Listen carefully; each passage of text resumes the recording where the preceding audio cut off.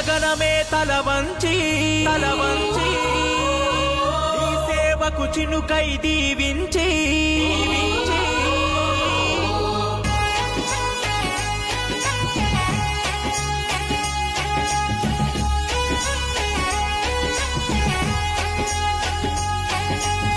మీ అందరికీ కూడా కంగ్రాచులేషన్స్.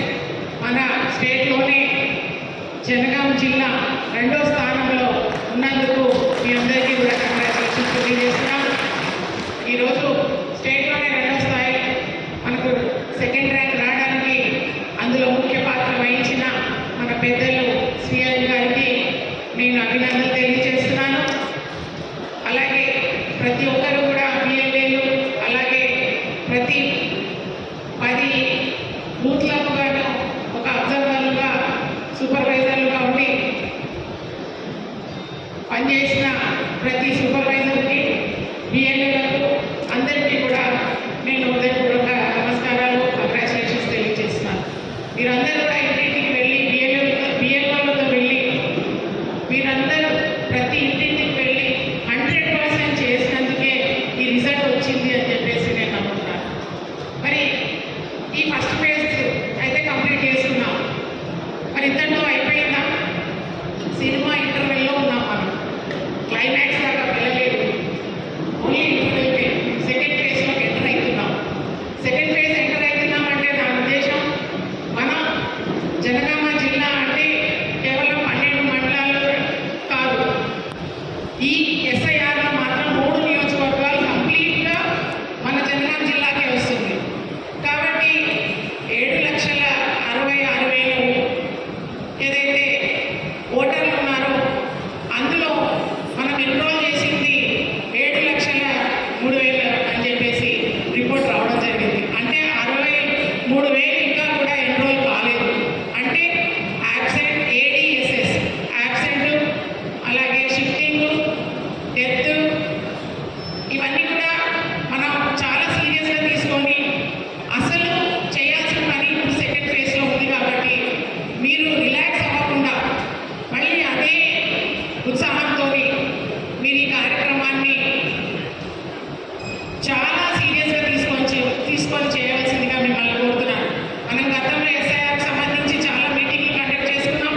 ఇప్పటికీ మీకు మొత్తం అవగాహన వచ్చేసింది. మరి మీరు నెక్స్ట్ చేసేది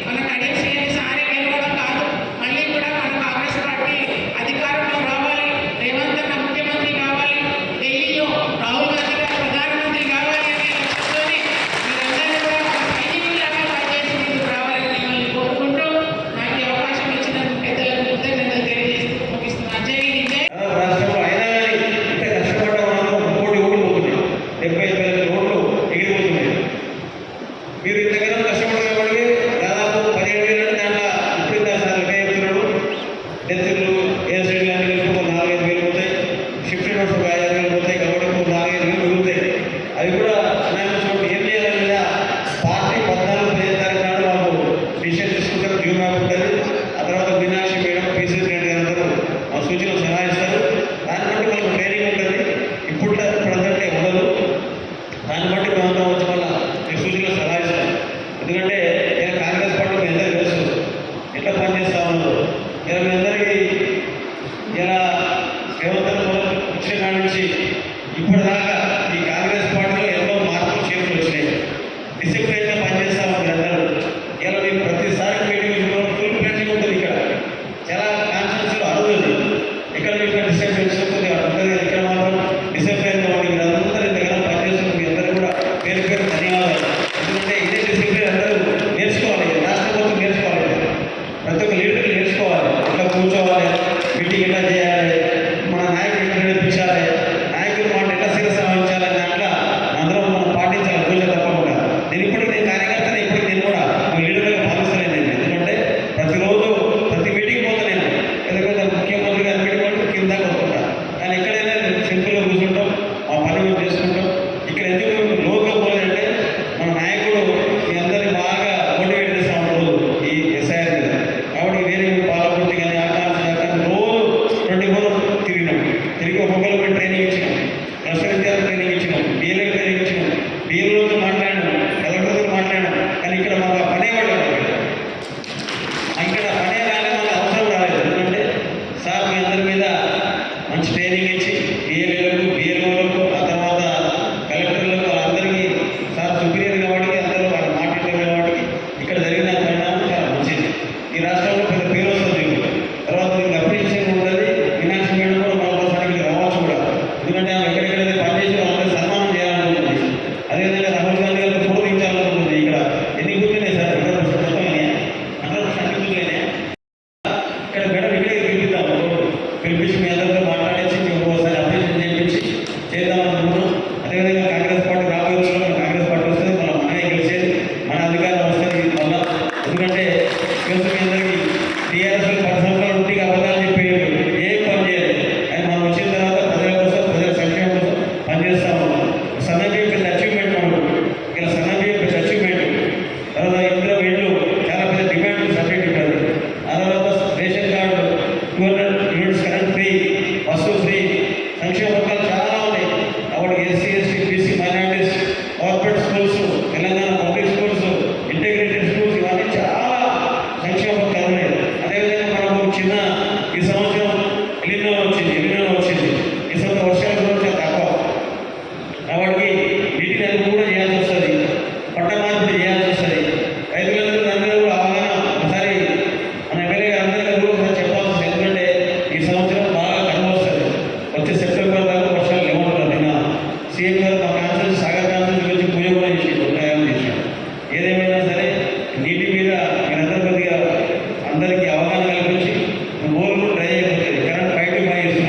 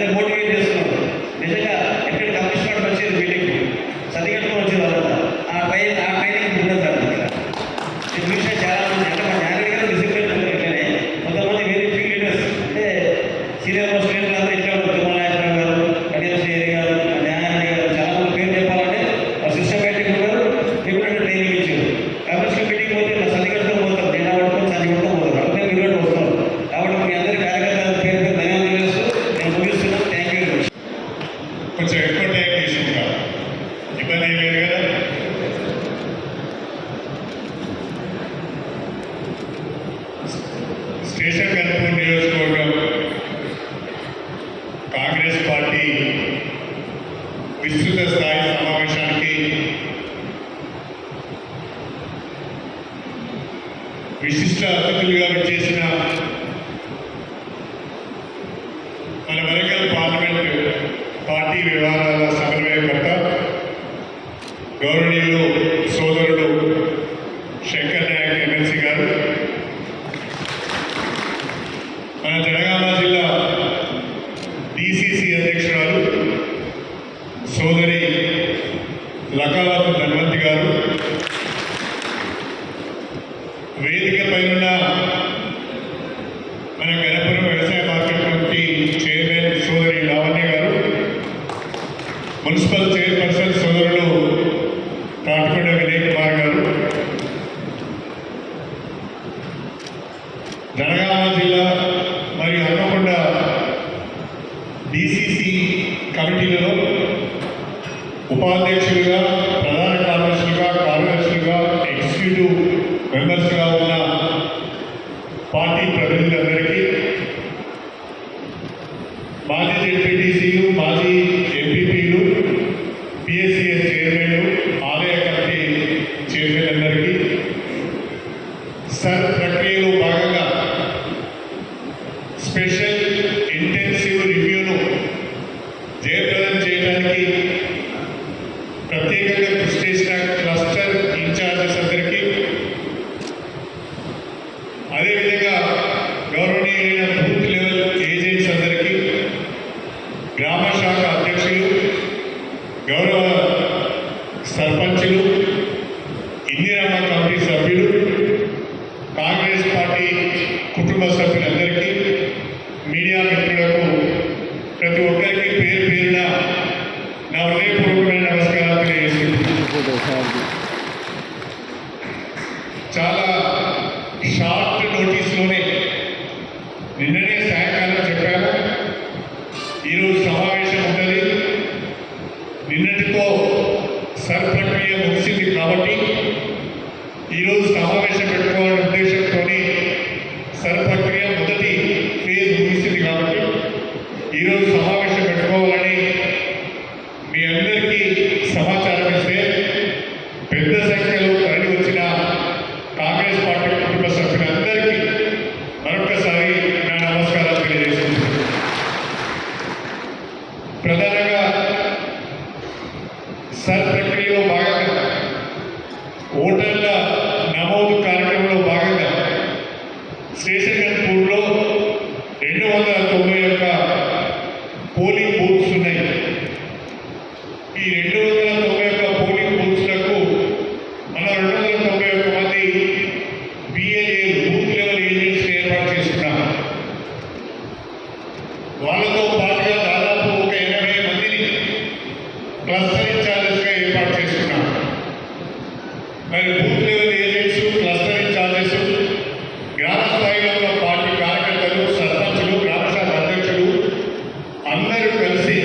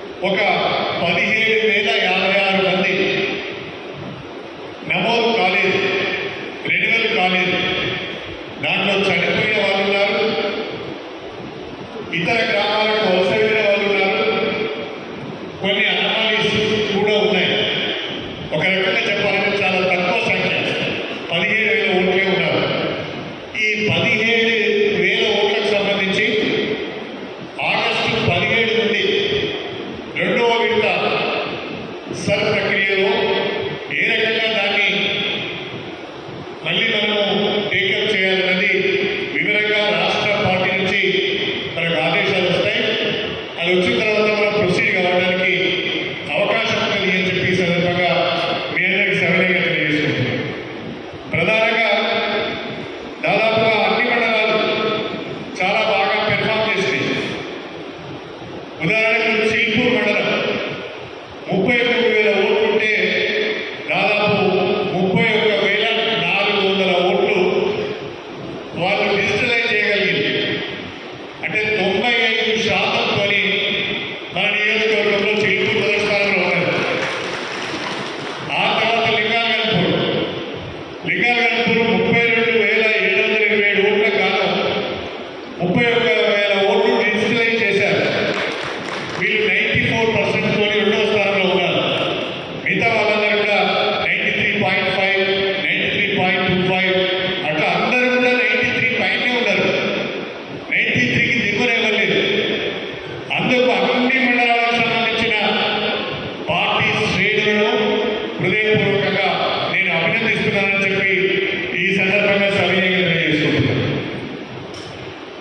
10వ తారీఖు మొదటి దశ సర్ ప్రోగ్రాం అయిపోయింది.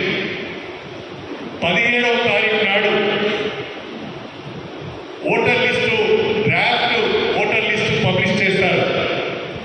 ఆ డ్రాఫ్ట్ ఓటర్ లిస్టు పబ్లిష్ చేసిన తర్వాత బూతుల వారీగా ఎలక్షన్ కమిషన్ ఆఫ్ ఇండియా ప్రచురించిన ఓటర్ లిస్టు మీకు పంపిస్తారు.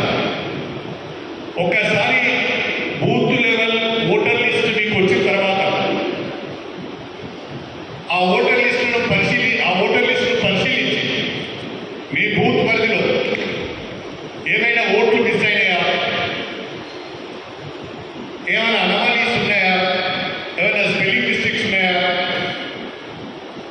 ఆ తప్పులు ఏమైనా ఉన్నాయా సవరించుకునే అవకాశం వస్తుంది. నెంబర్ 1. నెంబర్ 2, ఆగస్టు 15 తర్వాత ఫామ్ 6 ఉపయోగించుకొని 18 సంవత్సరాలు పూర్తయిన వాళ్ళందరికీ కొత్తగా మనము ఎన్యుమరేషన్ చేయించవలసి వస్తుంది. కొత్త ఓటర్లుగా వాళ్ళను నమోదు చేయించవలసి వస్తుంది. ఎక్కడైతే చిన్న చిన్న మిస్టేక్స్ ఉన్నాయో, అవకతవకలు ఉన్నాయో వాటన్నిటి కూడా ఫామ్ 8 ద్వారా సరి చేసుకోవాల్సిన అవసరం ఉంటుంది. ఏమైనా తప్పుడు ఓట్లు నమోదైతే ఫామ్ 7 ద్వారా వాటిని డిలీషన్కు అప్లై చేయవలసి వస్తుంది. ఆగస్టు 15 నుండి సెప్టెంబర్ 17 వరకు అంటే దాదాపు మరొక నెల సర్ ప్రక్రియ రెండవ ఫేజ్ ఉంటుంది. మొదటి ఫేజ్లో ఉన్నంత కష్టం ఉండదు. రెండవ ఫేజ్లో మాత్రము booth level agents voter list ఇచ్చిన తర్వాత ఆ ఓటర్ లిస్టులో అన్ని పేర్లు సరిగా ఉన్నాయా లేవా, ఏమన్నా తప్పిపోయినాయా, అర్హత ఉండి పేరు రాని వాళ్ళు ఎవరైనా ఉన్నారా, ఆ తర్వాత 18 సంవత్సరాల నుండి ఓటర్లుగా నమోదు చేసుకునే వాళ్ళు ఎవరైనా ఉన్నారా, వాళ్ళందరినీ కూడా గుర్తించి వాళ్ళను ఓటర్లుగా నమోదు చేయవలసిన అవసరం ఉన్నది అని చెప్పి నేను మీ అందరికీ సవినయంగా తెలియజేసుకుంటున్నాను. రెండవ దశ ఓటర్ ప్రక్రియ పూర్తయిన తర్వాత మనం రాష్ట్రంలోనే స్పెషల్ ఇంటెన్సివ్ రివ్యూలో ఓటర్ల నమోదు ప్రక్రియలో మనం మొదటి స్థానంలో ఉండాలి అని చెప్పి నేను ఈ సందర్భంగా మీ అందరికీ విజ్ఞప్తి చేస్తున్నాను. తెలంగాణలోని 33 జిల్లాలలో యాదాద్రి భువనగిరి జిల్లా మొదటి స్థానంలో ఉన్నది. అదేవిధంగా మన జనగామ జిల్లా రెండవ స్థానంలో ఉన్నది. యాదాద్రి భువనగిరి జిల్లాలో ఒక నియోజకవర్గం మనకంటే కొంచెం ముందున్నది. రాష్ట్రంలో మనము రెండవ స్థానంలో ఉన్నాం. మనం మొదటి స్థానంలోకి రావాలి. వచ్చే విధంగా అందరం కూడా కలిసి పనిచేద్దామని చెప్పి నేను మీ అందరికీ కూడా సవినయంగా తెలియజేసుకుంటున్నాను.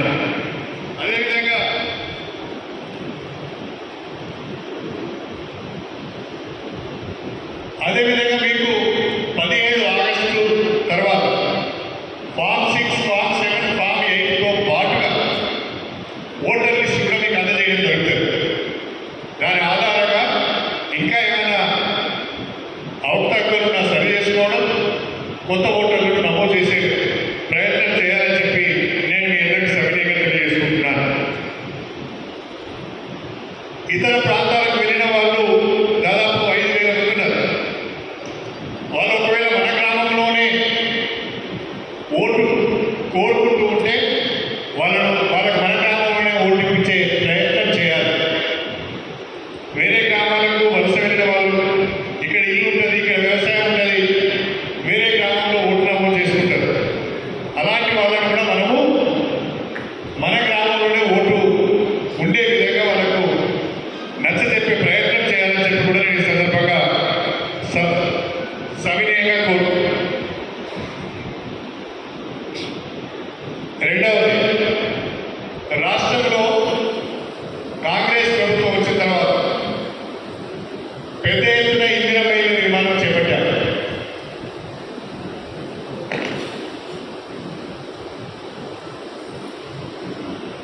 ఏవైతే మనం డిజిటలైజ్ చేయలేదో దాంట్లో చనిపోయిన వాళ్ళు 4,663, వేరే ఊళ్ళకు వలస వెళ్ళిన వాళ్ళు 9,413, పెద్ద నెంబర్ ఉన్నది.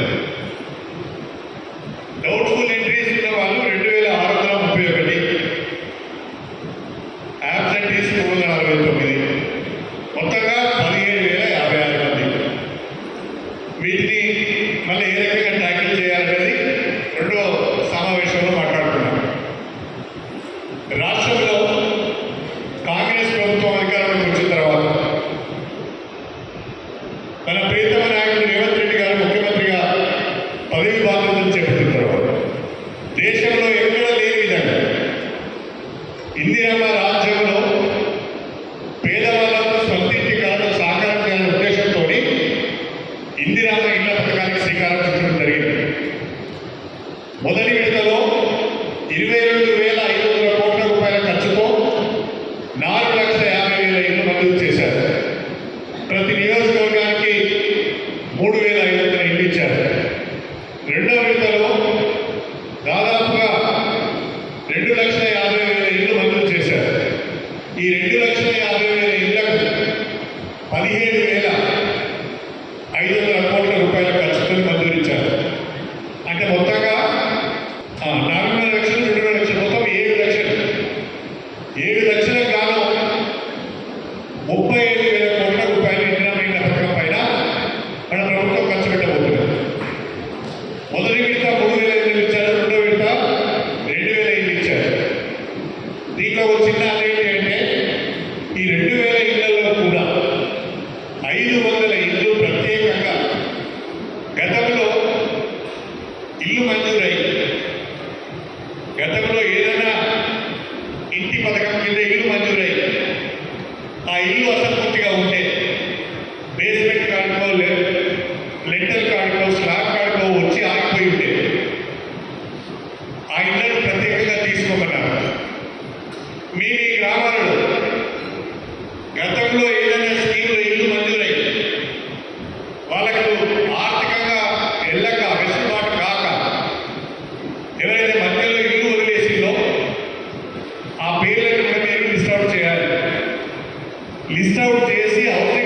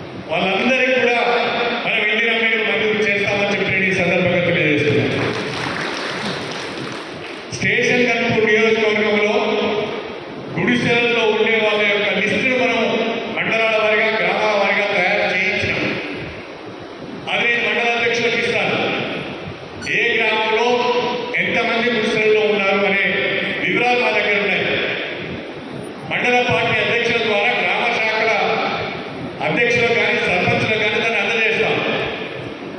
నేను గ్రామ శాఖల అధ్యక్షులు సర్పంచులను ప్రత్యేకంగా కోరేది ఏంటంటే, మీ గ్రామంలో ప్రభుత్వము చేసిన సర్వే ప్రకారము 5 గుడిసెలు 6 గుడిసెలు ఉంటే అవి వెరిఫై చేయాలి. వాళ్ళ దగ్గరికి మీరు పోవాలి, వాళ్ళతో మాట్లాడాలి. నీకు ఇందిరామయ్యలు ఇస్తాం, నువ్వు కట్టుకుంటావు కదా అని అడగాలి. ఇంకెవరైనా 1-2 ఇల్లు అందులో కవర్ కాకపోతే వాటికి ఆ పేరు కూడా మీరు మన లిస్టులో తయారు చేసి పంపించాలి. అన్ని గ్రామాలలో ప్రత్యేకంగా గౌరవ సర్పంచులను, గ్రామశాఖ అధ్యక్షులను, ఇందిరమ్మ కమిటీ సభ్యులను నేను ప్రత్యేకంగా కోరేది ఏంటంటే 2 విషయాలు. ఒకటి, గతంలో ఇల్లు మంజూరయ్యి ఇల్లు కట్టుకుని వాళ్ళు ఎవరైతే ఉన్నారో వాళ్ళను గుర్తించి హౌసింగ్ డిపార్ట్మెంట్ చెప్పి ఎస్టిమేట్ చేయించి వాళ్ళకి కొత్త శాంక్షన్ ఇప్పించాలి. రెండోది, మన గ్రామంలో ఎవరైతే ఇల్లు లేని నిరుపేదలు ఉన్నారో, పూరి పురుషులలో ఉంటున్నారో వాళ్ళని గుర్తించి వాళ్ళ లిస్టు నాకు పంపించి వాళ్ళందరికీ ఇందిరమ్మ ఇల్లు మంజూరు చేయించాలి. గుడిసెలు లేని నియోజకవర్గంగా స్టేషన్ కనుక నియోజకవర్గాన్ని తీర్చిదిద్దాలనేది నా ఆలోచన అని చెప్పి నేను మీకు సవినయంగా చేసింది. నేను చేసిన సర్వే ప్రకారం 300 గుడిసెలు కరెక్ట్గా వచ్చింది. అది మీకు మళ్ళా మండలాధ్యక్షుల ద్వారా గ్రామాల వారిగా మీకు ఇస్తాం. అది కరెక్టేనా కాదని చెకప్ చేయండి. ఇంకేమైనా ఎక్కువ ఉంటే వాళ్ళ పేరు కూడా దాంట్లో యాడ్ చేయండి. మూడవది, మొదటి విడతలో ఇచ్చిన ఇందిరమ్మ ఇళ్లలో 50% ఇల్లు మాత్రమే పూర్తయినాయి. ఇంకా చాలా ఇళ్ళు పూర్తి కాలేదు. ఆషాఢం రేపు 11వ తారీఖు అయిపోతుంది. శ్రావణం వస్తున్నది, మంచి రోజులు వస్తున్నాయి. ఈ శ్రావణంలో అందరూ కూడా వాళ్ళ ఇళ్లను పూర్తి చేసుకొని గృహప్రవేశాలు చేసే విధంగా మా సర్పంచులు, మా గ్రామ శాఖ అధ్యక్షులు కృషి చేయాలి, వాళ్ళను ప్రోత్సహించాలని చెప్పి నేను ప్రత్యేకంగా కోరుతున్నాను. ఏ గ్రామంలోనైతే ఇళ్ల నిర్మాణం వేగంగా జరగడం లేదు, ఏ గ్రామంలో అయితే సర్పంచ్ ఇళ్ల నిర్మాణం గురించి పట్టించుకోవడం లేదో వాళ్ళకి ఇల్లు మన అయితే మా ఊళ్ళో చాలా డిమాండ్ ఉంది. పేదవాళ్ళకి కూడా మాకు ఇల్లు కావాలంటే ముందు ఇచ్చిన ఇళ్లను పూర్తి చేయాలని చెప్పి నేను కోరుతున్నాను. ఇక 4వది, మనకి 291 బూతులు ఉన్నాయి. మనకి ఇప్పుడు వచ్చిన 1500 ఇళ్లను చూస్తే బూత్కు 5 ఇళ్ళు వస్తాయి. ఒక్కొక్క బూత్కు 5 ఇళ్ళు మాత్రమే వస్తాయి. కానీ నేనేదో అవస్థ పడతాను. నేను ముఖ్యమంత్రి గారిని బతిలాడతా, బామలతో 4 సార్లు పోతా, ఇంకా 500 1000 ఇళ్ళు అదనంగా తెస్తాను. నేను ఈరోజు ఇక్కడున్న ఇందిరమ్మ కమిటీ సభ్యులను, గ్రామ సర్పంచ్ గారిని, గ్రామ కమిటీ అధ్యక్షుడిని మీరు కూర్చొని ప్రతి బూత్కు 10 మంది లబ్ధిదారుల పేరు నాకు ఇవ్వాలని చెప్పి నేను ఈ సందర్భంగా కోరుతున్నాను. అంతకంటే ఎక్కువ ఇచ్చే పరిస్థితి కనిపించడం లేదు. ప్రతి బూత్కు 10 మంది లబ్ధిదారుల పేరు నాకు ఇవ్వాలి. ఆ 10 మంది లబ్ధిదారుల పేరులోనే గుడిసెల పేర్లు ఉండాలి. ఐవేరు ఈ వేరు కావు. ఒక ఊరికి 10 ఇళ్ళు ఇస్తున్నామంటే ఆ ఊళ్ళో ఒక 3 గుడిసెలలో ఉంటే ఆ 3 పేర్లు ముందుగా పెట్టి ఇంకొక 7 పేర్లు పెంకుటిల్లో ఉన్నోళ్ళు, రేకులలో ఉన్నోళ్ళు, కవర్లు కప్పుకుని ఉన్నోళ్ళు, అసలే ఇల్లు లేని వాళ్ళు ఎవరైతున్నారో వాళ్ళకి ఇవ్వాలి. నేను మీ అందరినీ కోరుతున్నా, గౌరవ సర్పంచులు, మళ్ళీ చెప్తున్నా, గౌరవ సర్పంచులు, గ్రామ శాఖల అధ్యక్షులు, ఇందిరమ్మ కమిటీ సభ్యులు, మీరందరూ కూడా ఖచ్చితంగా 10 రోజుల లోపల బూత్కు 10 మంది చొప్పున లబ్ధిదారుల పేర్లు నాకు ఇవ్వాలని చెప్పి నేను ఈ సందర్భంగా కోరుతున్నాను. ఆ 10 మంది లబ్ధిదారులలో తప్పనిసరిగా మీ గ్రామంలో గుడిసెలు ఉంటే వాళ్ళ పేర్లు కూడా ఉండాలి. ఒకవేళ మీరు 10 పేర్లు ఇచ్చి వెరిఫికేషన్లో 1-2 పేర్లు కొట్టుడు పోతే నాకు సంబంధం లేదు. బాధ్యత మీది. అర్హులైన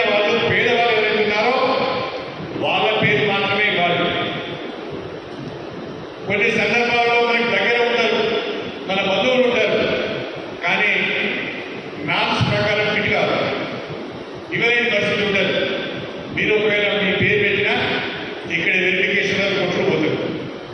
మొదటి దశలో నేను చాలా మంది చూశాను. ఒక 15-20 ఊళ్ళలో ఓ 40-30 ఇల్లు ఇచ్చింది, సగానికి సగం కొట్టుకుపోయి వెరిఫికేషన్ నిలబడలేదు. ఈసారి ఆ పొరపాటు జరగదు. కాబట్టి ఇందిరమ్మ కమిటీ సభ్యులు ప్రత్యేకంగా ఈ సమావేశానికి పిలిచారు. ఎందుకు పిలిచాము అంటే రెండవ విడత మొదటి విడత ఇళ్ల నిర్మాణం వేగం పెంచాలని, రెండవ విడత లబ్ధిదారుల పేరు ఎంపిక చేయాలని, ఎవరైతే గుడిసెలలో ఉన్నారో వాళ్ళ పేర్లను ప్రాధాన్యతలో తీసుకోవాలని, గతంలో ఇల్లు మంజూరై అసంపూర్తిగా వాళ్ళ పేర్లను కూడా ఇవ్వాలని చెప్పి ఆ విషయం తెలియాలని చెప్పి మీ అందరినీ కూడా ఆహ్వానించడం జరిగింది. దయచేసి ఇందిరమ్మ ఇళ్ల పథకాన్ని మనం వాడుకోవాలి. గ్రామాలలో బ్రహ్మాండమైన డిమాండ్ ఉన్నది. దాదాపు నేను ఒక 40-50 గ్రామాలలో ఇందిరమ్మ ఇళ్ల గృహప్రవేశం చేశాను. ఎంత బ్రహ్మాండంగా ఉన్నారండి. మనం ఇచ్చింది 5 లక్షలు. వాళ్ళు కూడా దాదాపుగా వాళ్ళు కష్టపడ్డారు. భార్య భర్తలు పనిచేసిళ్ళు, ఇంకా కొన్ని డబ్బులు కూడా కలుపుకొని బ్రహ్మాండంగా ఇల్లు కట్టుకున్నారు. నేను అడిగిన దీనికి ఎక్కువ ఖర్చు అవుతుంది కదా అంటే, సార్ మళ్ళీ కట్టబోతావా, ఏదో అవస్థ పట్టడం కట్టుకున్నామని అంటున్నారు. నాకు చాలా సంతోషం అనిపించింది. ఇందిరమ్మ ఇళ్ళకి మంచి డిమాండ్ ఉన్నది, మంచి ఆదరణ ఉన్నది.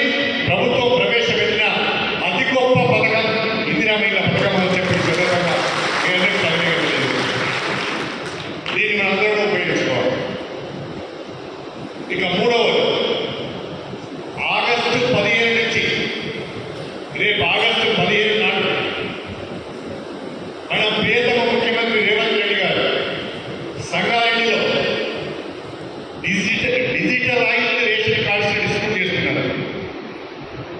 రాష్ట్రంలో 1,05,00,000 కుటుంబాలకు డిజిటలైజ్డ్ రేషన్ కార్డ్స్ ఇస్తున్నారు. వాటి ద్వారా రాబోయే రోజుల్లో ఆ ఇంటికి రావాల్సిన ప్రభుత్వ పథకాలు కానీ, సంక్షేమ పథకాలు కానీ, అభివృద్ధి ఫలాలు కానీ అందే అవకాశం ఉంటుంది. ప్రతి గ్రామంలో సర్పంచులు ప్రత్యేకంగా సమావేశాన్ని ఏర్పాటు చేసి బ్రహ్మాండంగా ఆ విలేజ్ సెక్రటరీనో, ఆర్డీఓనో, డిప్యూటీ తహసీల్దార్ ఎవరో మీ దగ్గరికి వస్తారు. ఒక సమావేశాన్ని ఏర్పాటు చేసి వాళ్ళందరికీ కూడా మీరు డిజిటలైజ్ రేషన్ కార్డ్స్ మీ చేతి మీద ఇవ్వాలని చెప్పి నేను కోరుతున్నాను. ఎవరో అధికారి వస్తాడు, ఇస్తాడు, పోతాడు కాదు. ఆ డిజిటలైజ్ కార్డ్స్ మన సర్పంచుల చేతుల మీదుగా లబ్ధిదారులకు అందజేయాలని చెప్పి నేను ప్రత్యేకంగా కోరుతున్నాను. ఎందుకు కోరుతున్నానంటే ఈరోజు రేషన్ షాప్ ద్వారా మనం సన్నబియ్యం ఇస్తున్నాం. దేశంలో ఎక్కడ లేని విధంగా 3,10,00,000 మందికి సంవత్సరానికి 13,500 కోట్ల రూపాయల ఖర్చుతోని మనం సన్నబియ్యం ఇస్తున్నాం. ప్రజలు చాలా సంతోషంగా ఉన్నారు. నేను గ్రామానికి వెళ్ళినప్పుడు అడుగుతున్నాను, మీ గ్రామంలో సన్నబియ్యం ఎంతమందికి వస్తున్నాయి చేతులు ఎత్తాడంటే అందరూ చేతులు ఎత్తుతారు, ఎవరు కూడా మిగలేదు. ఆ రకంగా సన్నబియ్యం ప్రతి ఇంటికి వస్తున్నాయి. కాంగ్రెస్ ప్రభుత్వాన్ని వాళ్ళు తలుచుకుంటున్నారు, కడుపు నిండా తింటున్నారు. కాబట్టి ఈ డిజిటల్ రేషన్ కార్డు ద్వారా మీరు ఇచ్చేటప్పుడు వాళ్ళకి చెప్పాలి, ఇగో ఈ డిజిటల్ రేషన్ కార్డు ఉన్న వాళ్ళకు సన్నబియ్యం వస్తాయి, ప్రభుత్వ పథకాలు వస్తాయి, దీన్ని జాగ్రత్త పెట్టుకోమని చెప్పాలి. రేపు సీఎంఆర్ఎఫ్ కావాలన్నా, రేపు ఎల్ఓసి కావాలన్నా, ఏ రకమైన సహకారం కావాలన్నా ఇప్పటి వరకు మనం రేషన్ కార్డు పైన ఆధారపడదు. రేపటి నుంచి డిజిటల్ రేషన్ కార్డును వాళ్ళు చూపించవలసిన అవసరం ఉంటుంది. కాబట్టి మీరందరూ తప్పకుండా ఆ డిజిటల్ రేషన్ కార్డు వాళ్ళకి అందజేయాలని చెప్పి నేను ఈ సందర్భంగా మీ అందరినీ కూడా హృదయపూర్వకంగా కోరుకుంటున్నాను. మన ధనవంతి గారు చెప్పారు, నేను మీ అందరినీ కోరేది ఒకటి, పార్టీ నిర్మాణము పటిష్టంగా ఉంటే పార్టీ బలంగా ఉంటుంది. పార్టీ నిర్మాణం బలంగా లేకపోతే పార్టీ కూడా బలంగా ఉండదు. చాలా రోజుల తర్వాత కాంగ్రెస్ పార్టీ మన నాయకులు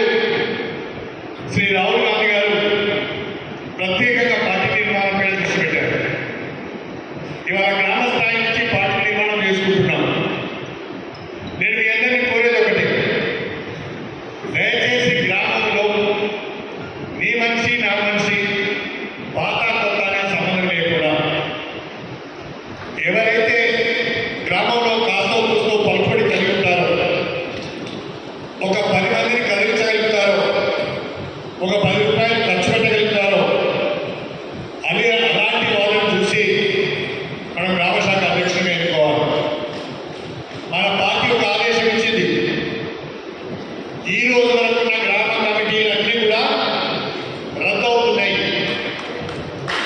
ఈ రోజు వరకు ఉన్న గ్రామ కమిటీలన్నీ కూడా రద్దవుతున్నాయి. కొత్త కమిటీలను మనం ఎన్నుకోవాలి. అన్ని గ్రామాల్లో కూడా కొత్త కమిటీలను ఎన్నుకోవాలి.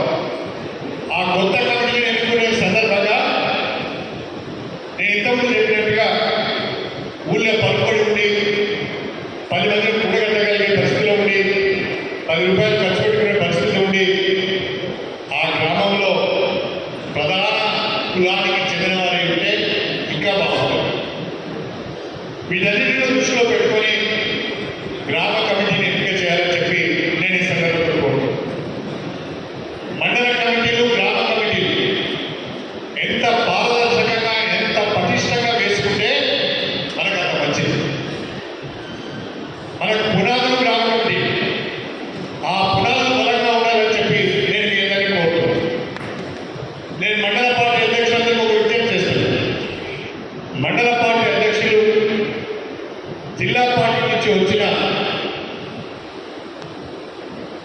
కమిటీలను సూపర్వైజ్ చేసే నాయకులతో సమన్వయం చేసుకొని మండలంలోని అన్ని గ్రామాలలో రోజుకు 3 లేదా 4 గ్రామాలు పర్యటించి గ్రామంలో కార్యకర్తలను సమావేశపరిచి వాళ్ళ అభిప్రాయం మేరకే గ్రామ కమిటీలు వేయాలి. గ్రామంలో ఏకగ్రీవంగా అందరి ముందుకు వచ్చి ఒక పేరు చెప్తే ఆయనే మన గ్రామ శాఖ అధ్యక్షుడు, రెండవ పేరుకు అవకాశం లేదు. ఒకవేళ ఏదైనా గ్రామంలో పోటీ జరిగితే ప్రాధాన్యత క్రమంలో 1, 2, 3 పేర్లు తీసుకోండి, జిల్లా కమిటీ పంపిద్దాం, జిల్లా కమిటీ ఫైనలైజ్ చేస్తుంది. ఎక్కడైతే సాధ్యమైనంత మేరకు మండల పార్టీ అధ్యక్షుల నాయకత్వంలో మీరు గ్రామాలకు వెళ్తున్నారు కాబట్టి అక్కడ కార్యకర్తలందరినీ కూడా సమన్వయపరిచి, సంతృప్తిపరిచి కమిటీలు ఏకగ్రీవంగా అయ్యేటట్టుగా చూడాలని చెప్పి నేను ప్రత్యేకంగా కోరుతున్నాను. ఏదైనా కారణాల వల్ల కాకపోతే ప్రాధాన్యత క్రమంలో 1, 2, 3 పేర్లు జిల్లా కమిటీకి పంపించవలసిందిగా నేను విజ్ఞప్తి చేస్తున్నాను. ఇవాళ 11వ తారీఖు, 17వ తారీఖు నుండి 2వ విడత సర్ ప్రక్రియ ప్రారంభమైంది. కాబట్టి 17వ తారీఖు లోపలనే అన్ని మండలాలలో అన్ని గ్రామ కమిటీలు అయిపోవాలని చెప్పి నేను ఈ సందర్భంగా మీ అందరికీ సవినయంగా తెలియజేస్తున్నాను. రేపటి నుంచి అయినా, రేపటి నుంచి, ఎల్లుండి నుంచి అయితే ఎల్లుండి నుంచి మీరు షెడ్యూల్ వేసుకొని అన్ని గ్రామాలలో తిరిగి దయచేసి అందరినీ కూర్చుండబెట్టి అందరి అభిప్రాయం మేరకు కమిటీలు వేయాలి. నా దగ్గర కాంప్లైంట్ రావద్దు. నా దగ్గర కాంప్లైంట్ వస్తుంది అంటే మీరు తప్పు చేస్తున్నట్టు లెక్క. ఏ టీం ఎంత బాగా పనిచేస్తుందో చూద్దాం. పోటీ, మండల అధ్యక్షుల నాయకత్వంలో పనిచేసే టీంలకు పోటీ, బయట నుంచి వచ్చిన వాళ్ళు ఎంత బాగా పనిచేస్తారో వాళ్ళకు కూడా ఇది ఒక పరీక్ష. బ్రహ్మాండమైన గ్రామ కమిటీలను వేసుకోవాలని చెప్పి నేను ఈ సందర్భంగా ప్రత్యేకంగా కోరుతున్నాను. మండల కమిటీలను కూడా పూర్తి స్థాయిలో మనం కమిటీ వేసుకోవాలి. మండల స్థాయిలో అన్ని సెంట్రల్ ఆర్గనైజేషన్స్, అనుబంధ సంఘాలన్నింటినీ కూడా మనం వేసుకోవాలి. ఎంత తొందరగా వేసుకుంటే అంత మంచిది. మనం నానబెట్టిన కొద్దీ అనవసరంగా గొడవ తయారవుతుంది. ఎంత తొందరగా గ్రామ కమిటీలు, మండల కమిటీలు, అనుబంధ సంఘాలను వేసుకుంటే అంత మంచిది అని చెప్పినట్టు ఈ సందర్భంగా మీ అందరికీ సవినయంగా తెలియజేస్తుంది. దయచేసి మీరందరూ కూడా కాంగ్రెస్ పార్టీ కుటుంబ సభ్యులు. ఇవాళ వాతావరణం మీరు చూస్తున్నారు. దేశంలో వాతావరణం బీజేపీకి వ్యతిరేకంగా, నరేంద్ర మోడీకి వ్యతిరేకంగా, రాహుల్ గాంధీకి అనుకూలంగా, కాంగ్రెస్ పార్టీకి అనుకూలంగా మారుతున్నది. మీరు గమనిస్తున్నారని నేను అనుకుంటున్నాను. మొన్నటికి మొన్న నీట్ పరీక్ష జరిగినప్పుడు ఆ పరీక్షలో అవసరంలో జరిగాయని, అర్హులైన వాళ్ళకు సీట్లు రాలేదని చెప్పి విద్యార్థులు, యువత ఢిల్లీలో జంతర్ మంతర్ దగ్గర ఏ రకంగా ఆందోళన తీసుకుని మీ అందరూ చూశారు. చివరికి కేంద్ర ప్రభుత్వం దిగి వచ్చి వాళ్ళ తప్పులు సరిదిద్దుకోవాల్సిన పరిస్థితి వచ్చింది. వాళ్ళ కండగా మన ప్రియతమ నాయకుడు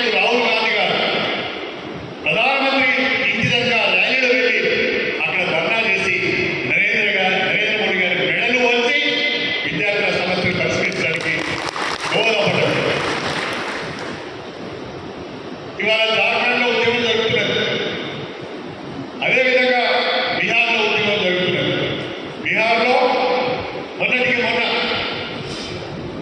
ఎవరైతే బీజేపీ జాతీయ అధ్యక్షుడు ఆయన ఖాళీ చేసిన అసెంబ్లీ స్థానంలో ఒక ఇండిపెండెంట్గా పోటీ చేసిన వ్యక్తి గెలిచాడు. కిషోర్ అనే వ్యక్తి గెలిచాడు. ప్రశాంత్ కిషోర్ అంటే ఎన్నికల నియమావళి ఎన్నికల గురించి అనలిస్ట్ ఆయన అక్కడ ఆయన గెలవడం జరిగింది. అంటే దేశవ్యాప్తంగా బీజేపీకి ఎందుకు లేదంటున్నారు. నరేంద్ర మోడీ నాయకత్వాన్ని సవాల్ చేసేవారు లేదంటున్నారు. 4వసారి కూడా నరేంద్ర మోడీ గారి అధికారంలోకి వస్తారని బీజేపీ వాళ్ళు కలలు వెళ్ళారు. కానీ యువత తలుచుకుంటే, విద్యార్థులు తలుచుకుంటే, ప్రజలు తలుచుకుంటే ఇది సాధ్యం కాదని తేలిపోయింది. ప్రజలందరూ, దేశ ప్రజలందరూ రాహుల్ గాంధీ వైపు చూస్తున్నారు. కాంగ్రెస్ పార్టీ ద్వారానే ప్రజాస్వామ్యం కాపాడబడుతుంది. కాంగ్రెస్ పార్టీ ద్వారానే బలహీన వర్గాలకు న్యాయం జరుగుతుంది. కాంగ్రెస్ పార్టీ ద్వారానే రాజ్యాంగం పరిరక్షింపబడుతుంది అని ఒక నమ్మకం ఇవాళ ప్రజల్లో వచ్చింది. ఇవాళ దేశంలో ఉన్న ఎస్సీలు, ఎస్టీలు, మైనారిటీలు, బలహీన వర్గాల వాళ్ళందరూ ఇవాళ కాంగ్రెస్ పార్టీ వైపు చూస్తున్నారు. రాహుల్ గాంధీ నాయకత్వం వైపు చూస్తున్నారు. రాహుల్ గాంధీ ప్రధానమంత్రి కావాలని చెప్పి ఇవాళ ప్రతి ఒక్కరు కోరుకుంటున్నారు. అలాంటి పరిస్థితుల్లో భారతీయ జనతా పార్టీ యొక్క గ్రాఫ్ మెల్లమెల్లగా పడిపోతున్నది, బలహీనపడుతున్నారు. తెలంగాణలో భారతీయ జనతా పార్టీకి అసలు ఏమాత్రం కూడా ఆశలు లేవు. వెస్ట్ బెంగాల్లో గెలిచాము, నెక్స్ట్ తెలంగాణ అని చెప్పి భారతీయ జనతా పార్టీ చక్కగా కొట్టుకుంటున్నది తప్ప స్టేషన్ గారి నియోజకవర్గంలో వాళ్ళకు 8 నుంచి 10,000 ఓట్లు కూడా పడాయి. తెలంగాణలో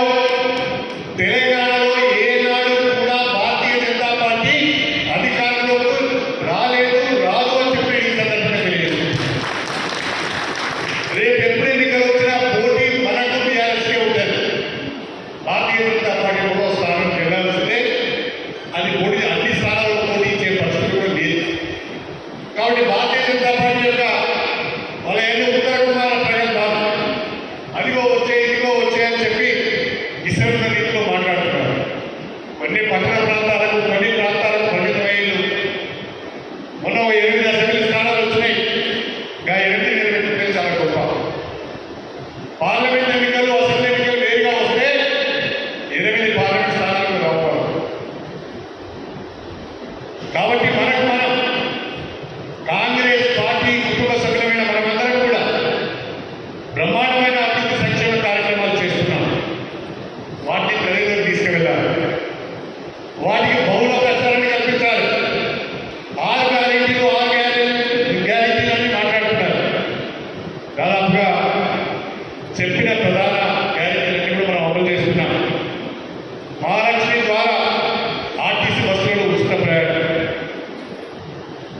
గృహజ్యోతి ద్వారా గ్రామాల్లో ఉచిత విద్యుత్ సరఫరా, ఇందిరమ్మ ఇళ్ల ద్వారా ఇళ్ల పథకం, సన్నబియ్యం ఇస్తున్నాం, పెన్షన్ ఇస్తున్నాం. రేపు చేయిత కార్యక్రమం కింద మరొక 2,50,000 పెన్షన్ ఇవ్వబోతున్నాం. దయచేసి గౌరవ సర్పంచ్, గ్రామ కమిటీ అధ్యక్షులందరికీ నా విజ్ఞప్తి, రాష్ట్రంలో 2,50,000 కొత్త పెన్షన్ ఇవ్వబోతున్నాం. ఒక్క వృద్ధాప్య పెన్షన్ తప్ప వితంతు పెన్షన్లు, ఒంటరి మహిళల పెన్షన్లు, వికలాంగుల పెన్షన్లు, తలసేమియా పేషెంట్స్, డయాలసిస్ పేషెంట్స్,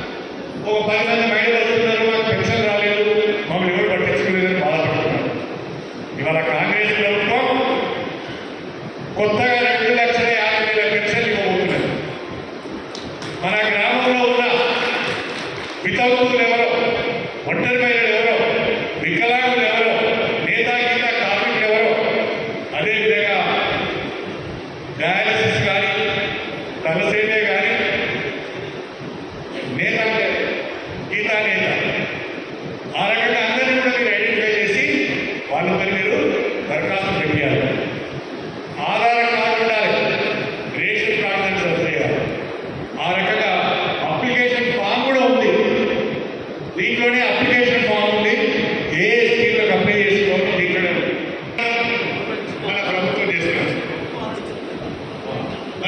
చేస్తున్నారు. దయచేసి అన్ని సంక్షేమ పథకాలు అమలు చేస్తున్నారు, బ్రహ్మాండమైన అభివృద్ధి కార్యక్రమాలు చేస్తున్నారు. మన నియోజకవర్గంలో పంచాయతీరాజ్ హ్యాండ్ రోడ్స్ కింద 23 రోడ్లు వచ్చినాయి, 140 కోట్లు. R&B హ్యాండ్ రోడ్స్ కింద 12 రోడ్లు వచ్చినాయి, 140 కోట్లు. మన ఒక్క శ్రీశంకరపూర్ నియోజకవర్గానికి హ్యాండ్ రోడ్ల కింద R&B పంచాయతీరాజ్ కలిపితే 400 కోట్ల రూపాయలు వచ్చింది. 400 కోట్లు. అవి కాకుండా ఇవాళ నీటిపారుదల పనులు, ఇరిగేషన్కి సంబంధించిన పనులు జరుగుతున్నాయి, హాస్పిటల్ నిర్మాణం జరుగుతున్నది, అదేవిధంగా ఇంటిగ్రేటెడ్ ఆఫీస్ కాంప్లెక్స్ నిర్మాణం జరుగుతున్నది, బ్రహ్మాండంగా ఇంటిగ్రేటెడ్ స్కూల్ నిర్మాణం జరుగుతున్నది. ప్రతి గ్రామంలో కూడా ఏదో ఒక పని జరుగుతుంది. ఇందిరా మిల్ నిర్మాణం కావచ్చు, గ్రామ పంచాయతీ బిల్డింగ్స్ కావచ్చు, వివో బిల్డింగ్స్ కావచ్చు, హెల్త్ సబ్ సెంటర్స్ కావచ్చు, సిసి రోడ్స్ కావచ్చు, లేదా సైడ్ రేట్లు కావచ్చు, ఏదో ఒక పని ఇవాళ గ్రామంలో జరుగుతుంది. దాదాపు 1600 కోట్ల రూపాయలతో ఇవాళ శ్రీశంకరపూర్ నియోజకవర్గంలో బ్రహ్మాండంగా అభివృద్ధి కార్యక్రమాలు జరుగుతుంది. ఒక్క శ్రీశంకరపూర్ నియోజకవర్గంలోనే కాదు, రాష్ట్ర వ్యాప్తంగా మనం జరుగుతుంది. కానీ BRS party, BJP party, Congress ప్రభుత్వం పైన, కాంగ్రెస్ పార్టీ పైన విషం కక్కుతున్నాయి. ప్రతిరోజు లేవగానే అసత్యపు వార్తలని వాళ్ళు పెంచి పోషిస్తున్నా, వాళ్ళు డబ్బులు ఇచ్చి నడిపిస్తున్న యూట్యూబ్ల ద్వారా ప్రజల్లోకి తప్పుడు సంకేతాలు తీసుకుంటున్నారు, తప్పుడు సమాచారం తీసుకుంటున్నారు. దీన్ని తిప్పుకోవాల్సిన బాధ్యత మనపైన ఉన్నది. ఎవడో పెట్టింది మనకేం లేదు. సోనియా గాంధీ పైన, రాహుల్ గాంధీ పైన, ఖర్గే గారి పైన ఎవరైనా పోస్ట్ పెడితే మనం స్పందించాము. రేవంత్ రెడ్డి గారి పైన, మహేష్ కుమార్ గౌడ్ పైన, మీనాక్షి పైన, నటరాజన్ పైన ఎవరైనా పోస్ట్ పెడితే మనం స్పందించాం. మీ ఎమ్మెల్యే మీద ఎవరైనా పోస్ట్ పెడితే మనం స్పందించాం. ఏమంటే వాళ్ళ కాంగ్రెస్ పార్టీలో ఉన్నాం, కాంగ్రెస్ పార్టీ కుటుంబ సభ్యులు చేయవలసిన పని కాదు. మనం తప్పు చేయడం, బ్రహ్మాండంగా అభివృద్ధి సంక్షేమ కార్యక్రమాలు జరుగుతున్నాం. మన నియోజకవర్గం అందులో అగ్రభాగంలో ఉన్నాం. సమర్థవంతంగా తల ఎత్తుకొని మీరు సమాధానం చెప్పాలి. వాళ్ళు చేస్తున్న తప్పు ప్రచారాన్ని తిట్టుకుంటారు. అది సమర్థవంతంగా మీరు చేయాలని చెప్పి నేను ప్రత్యేకంగా కోరుతున్నాను. అన్నిటికంటే మించి మన పార్టీ వాళ్ళ మీద పోస్టులు పెడతారు. ఒక గ్రామంలో 2 గ్రూపులు ఉంటాయి, ఈ గ్రూప్ వారి మీద, ఆ గ్రూప్ ఈ గ్రూప్. ఒక మండలంలో ఒక నాయకుడు అంటే పడదు, ఆ నాయకుడు ఎక్కువ నాయకుడు, ఈ నాయకుడు ఎక్కువ. ఇది మధ్య నేనైతే సహించాను. ఎవరైతే కాంగ్రెస్ పార్టీలో ఉంటూ కాంగ్రెస్ పార్టీకి నష్టం చేసే విధంగా కాంగ్రెస్ పార్టీ నాయకులను ఎవరైతే పోస్టింగ్లు పెట్టుకున్నారో వాళ్ళు పార్టీలో ఉన్నా ఒకటే లేదు. ఎవరైతే పార్టీ డ్యామేజ్ చేస్తున్నారో వాళ్ళు ఉన్నా ఒకటే, లేకున్నా ఒకటే. దయచేసి మీరందరూ గమనించాలని చెప్పారు. మండల పార్టీ ప్రెసిడెంట్స్ చాలా చురుకుగా పనిచేయాలి. ఎక్కడ ఈ రకమైన, ఏ గ్రామంలో ఈ రకమైన పరిస్థితి ఉంది, ఏ మండలంలో ఈ రకమైన పరిస్థితి ఉంది, దాన్ని సర్దుబాటు చేసే ప్రయత్నం చేయాలి. మండల పార్టీ అధ్యక్షులు ఏ గ్రూప్కు ఎవరికో కొత్త వాడు. మనది కాంగ్రెస్ పార్టీ కట్టుబడి మాత్రమే పనిచేయాలి. కడియం శ్రీ ఏ పార్టీలో ఉన్నా చాలా మంది అంటారు ఆయన తెలుగుదేశం ఉంటే, టీఆర్ఎస్ ఉంటే, కాంగ్రెస్ ఉంటుంది. కానీ కడియం శ్రీ ఉన్న ఒక లక్షణం ఏంటి అంటే, నేను ఏ పార్టీలో ఉంటే ఆ పార్టీ నియమావళికి కట్టుబడి పనిచేస్తాను. కాంగ్రెస్ పార్టీలో ఉండి టీఆర్ఎస్ పనిచేయండి,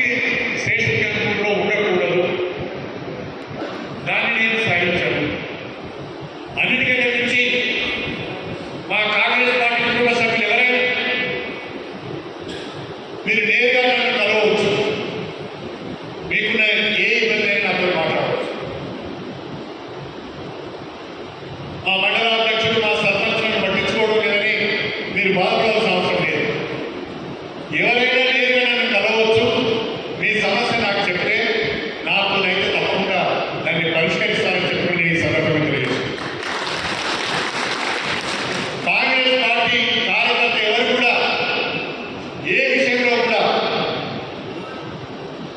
భయపడాల్సిన అవసరం లేదు. ప్రభుత్వం మనది, ఎంపీ మన పార్టీ, ఎమ్మెల్యే మన పార్టీ. మన నియోజకవర్గంలో కాంగ్రెస్ పార్టీ కార్యకర్త వైపు ఎవరైనా చూడాలి అంటే వారికి ఇది పడాలి. ఆ రకంగా మీరందరూ కలిసి ఉండాలి. గ్రామాలలో అభివృద్ధి విషయంలో కానీ, సంక్షేమ విషయంలో కానీ మనం ఎవరితో గొడవపడవలసిన అవసరం లేదు. మనం చేసిన పని మనం గుర్తించేటట్టుగా చేస్తారు. ప్రజలు మనం గుర్తుపెట్టుకుంటారు. నేను మీ అందరికీ విజ్ఞప్తి చేసేది ఒకటే, నా రాజకీయ చివరి దశలో నేను కాంగ్రెస్ పార్టీలోకి వచ్చాను. మిత్రుడు రేవంత్ రెడ్డి గారి ప్రోత్సాహం వలన, వారి ఆహ్వానం మేరకు నేను కాంగ్రెస్ పార్టీలోకి వచ్చాను. నా కోరిక ఒకటి, రేపు వచ్చే ఎన్నికల్లో స్టేషన్ గన్పూర్ నియోజకవర్గం పైన కాంగ్రెస్ పార్టీ జెండా ఎగరాలి. తెలంగాణ రాష్ట్రంలో కాంగ్రెస్ ప్రభుత్వం రావాలి. మళ్ళీ రేవంత్ రెడ్డి గారు ముఖ్యమంత్రి కావాలి అని చెప్పి నేను ఈ సందర్భంగా ఏదైతే అది నా లక్ష్యం. ఆ లక్ష్యం దిశగా నేను పనిచేస్తాను. దేశంలో బీజేపీ నడిపే శక్తి ఒక కాంగ్రెస్ పార్టీకి ఉన్నది. మరొకసారి బీజేపీ యొక్క అధికారంలోకి వస్తే బలహీన వర్గాలు, షెడ్యూల్ కులాల, మైనార్టీ యొక్క భక్తులు ఉద్యమాలైతే చెప్పిన సందర్భంగా తెలుసు. ఈ వర్గాలపైన వాళ్ళు విషయం పట్టుకుంటారు. మనం బతకాలి అంటే, మన హక్కులు మనం సాధించుకోవాలి అంటే, ప్రజాస్వామ్య వ్యవస్థలో అందరము సమాన స్థాయిలో జీవించాలి అంటే దేశంలో కాంగ్రెస్ ప్రభుత్వం రావాలి, రాష్ట్రంలో కూడా కాంగ్రెస్ ప్రభుత్వం రావాలి అని చెప్పి నేను మీ అందరికీ కోరుతున్నాను. మన నియోజకవర్గంలో ఇప్పటి వరకు చాలా సర్వేలు చేసి ఎంతవరకు కరెక్ట్ నాకేం తెలియదు. చాలా సర్వేలు చేసి, కానీ అన్ని సర్వేల సారాంశం ఒకటే. అన్ని సర్వేల సారాంశం ఏంటంటే, స్టేషన్ గన్పూర్ నియోజకవర్గంలో ఎప్పుడు ఎన్నికలు జరిగినా మళ్ళీ కాంగ్రెస్ పార్టీ గెలవబోతున్నది అని చెప్పి సర్వేలకు వస్తుంది. అది మీ అందరి సమిష్టి కృషి అని చెప్పి నేను ఈ సందర్భంగా సవినయంగా తెలియజేస్తున్నాను. మనమందరం కలిసి పార్టీని కాపాడుతున్నాం. పార్టీని మనం కాపాడితే పార్టీ మనల్ని కాపాడుతుంది. అవకాశాలు ఎన్నికల్లో అందరికీ వస్తాయి. రేపు నామినేటెడ్ పిఎస్సిఎస్ చైర్మన్లు ఉన్నాయి, రేపు జడ్పీటీసీలు ఉన్నాయి, ఎంపీపీలు ఉన్నాయి, ఇంకా అనేక రకాలైన నామినేటెడ్ పోస్టులు ఉన్నాయి. రేపు ఇంకా మన గణపురం మున్సిపల్ మార్కెట్, అదేవిధంగా జనగామ మార్కెట్ సమయంలో అయిపోతున్నది. చాలా మందికి ఏదో రకమైన అవకాశాలు వస్తాయి. పార్టీ కొరకు కష్టపడి పనిచేసే వాళ్ళకు తప్పకుండా అవకాశం ఉందని అనే విషయాన్ని కూడా మీ అందరికీ దృష్టికి తీసుకువస్తూ, స్టేషన్ గన్పూర్ నియోజకవర్గంలో ఉన్న ప్రజలందరినీ, స్టేషన్ గన్పూర్ నియోజకవర్గంలో ఉన్న కాంగ్రెస్ పార్టీ కుటుంబ సభ్యులందరినీ కంటికి రెప్పలాగా